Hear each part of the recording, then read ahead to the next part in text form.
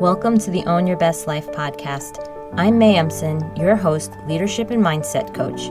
Here, we talk all things spiritual, mindset, business, leadership, and wellness for the modern seeker who wants to align their life with purpose and inspiration.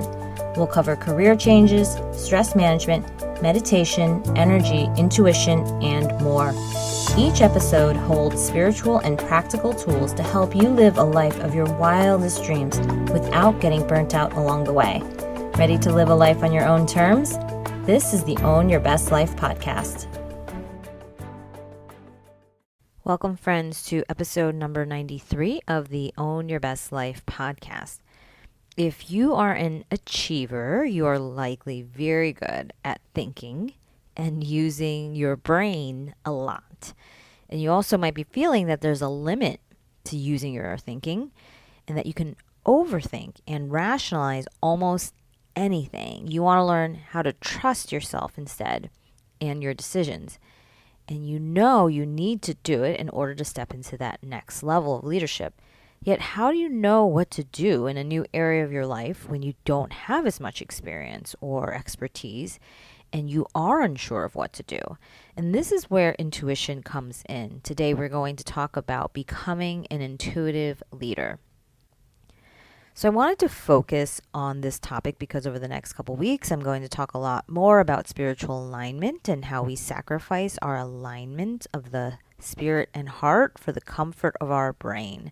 And I remember that when I began this journey of understanding who I was, my gifts, what I was called to do in this world, and began this process of spiritual achievement, I heard a talk around achievement that really struck me. And it was a specific question that really hit home in such a deep way that tears actually sprung to my eyes in that moment. And the question was this: what do we sacrifice for success? What do we sacrifice for success? And you might be feeling the same way now as I did then. It was almost this audible intake of air that I either felt or imagined around the room as I realized that there was just so much that was coming through for me in the answer to that question. It brought up all the ways in which I've pushed myself through challenges and hurt my body in the process. It brought up the time I wasn't as present with my family and kids. It brought up how people who needed help from me didn't get it because I was too quote unquote busy. It brought up how mean I was to myself when I felt like I wasn't doing enough and that I could never do enough. And it brought up how painful it is to achieve when I'm not in alignment with my spirit and heart. Becoming an intuitive leader isn't about feeling all the feelings and then making gut decisions without intentionality and thought. It's about learning how you make decisions as an individual, what it feels like to take accountability for yourself as you make a big leap into something bigger and unknown, and how to intelligently hold a larger perspective as opposed to tunnel vision as you make that decision. It's about owning your power of choice. So I teach my clients an aligned action method. It's a combination of understanding how the energy of achievement feels as we receive it in our bodies and through our intuition, how to ask intelligent questions, and learn through action what it actually means to lead with intuition. And I remember making a promise to myself at the beginning of my spiritual reawakening.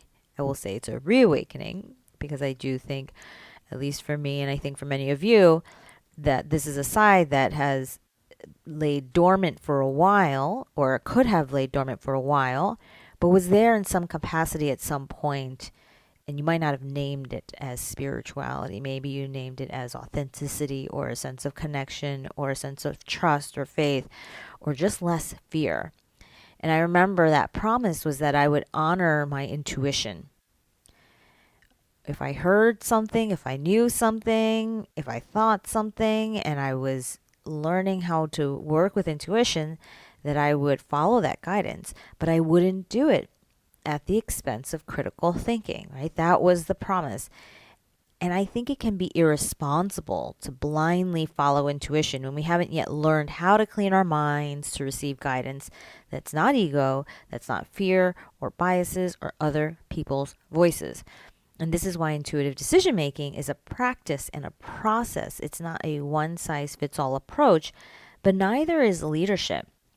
Leadership development for yourself includes understanding your own style of working with yourself and others.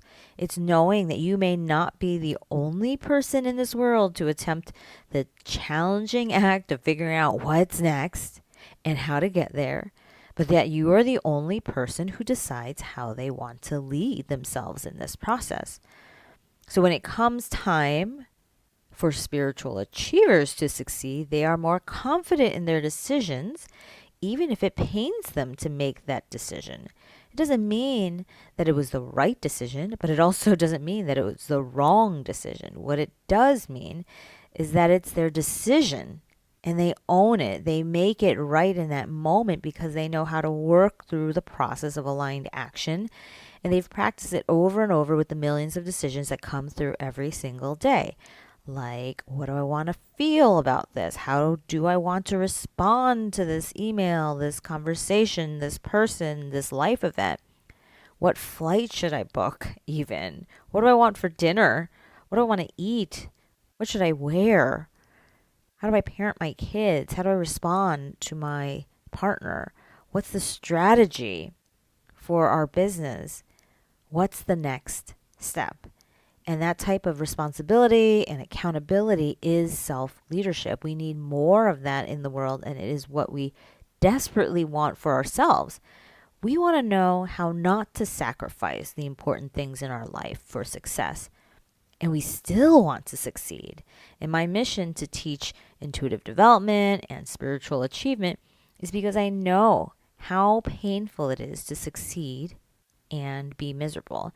It makes you want to give up the world of achievement and big goals and resent it when you feel like you can't let it all go because of, and you can insert any excuse like time, money, bills, status, or fear. It makes you question everything and realize that you don't know what you want when you don't have all the structures of the external world telling you what to do.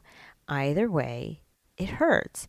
And when you give up success, your ego hurts. When you give up your values, your spirit hurts. When you give up your relationships to hit your goals, your heart hurts. And when you don't know what to do, your head hurts. And this is what people experience daily because they don't know there's another way. They get used to pain all around them and they tolerate it. I think of it as this idea of like when you start to clean up your diet, you suddenly realize that maybe you don't have to feel sluggish, or maybe there isn't supposed to always be pain in your stomach or weird rumblings or things that just don't sit well. And I think that for many of us, until we actually clean our eating up, we don't even know what it feels like to feel differently. And so we tolerate what we know, and we don't even know that it could be better.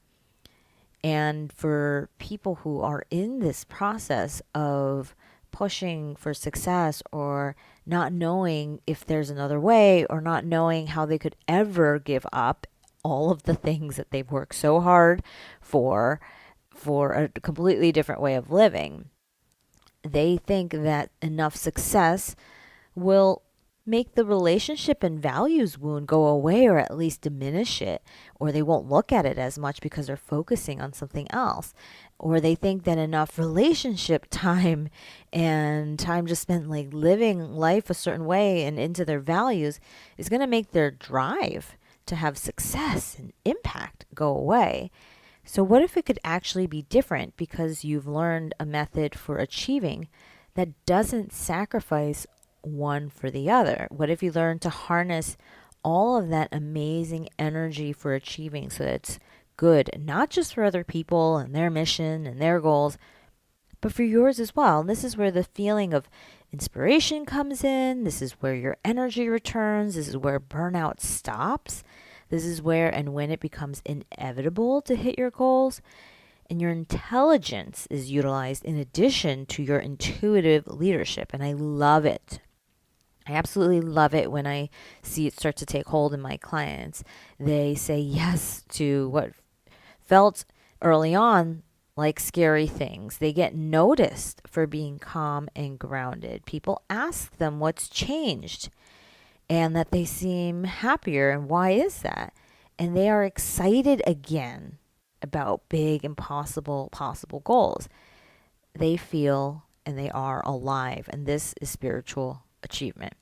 So if you want to learn more about these topics and how you can learn to experience this and master this in your own life, you can schedule a free coaching consultation at www.mayemson.com/contact today. That's it, my friends, for this week. I hope you have an amazing one, and I will see you next time. Thanks so much for joining us this week on Own Your Best Life.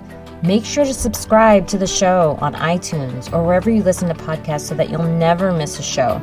And while you're at it, can you please rate and review on iTunes? I would so appreciate it.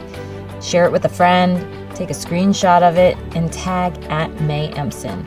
This helps continue to get the word out. For more show notes and resources, check out www.mayemson.com. You'll have all the links to everything you heard here today. Thanks so much for listening. It's time to own your best life.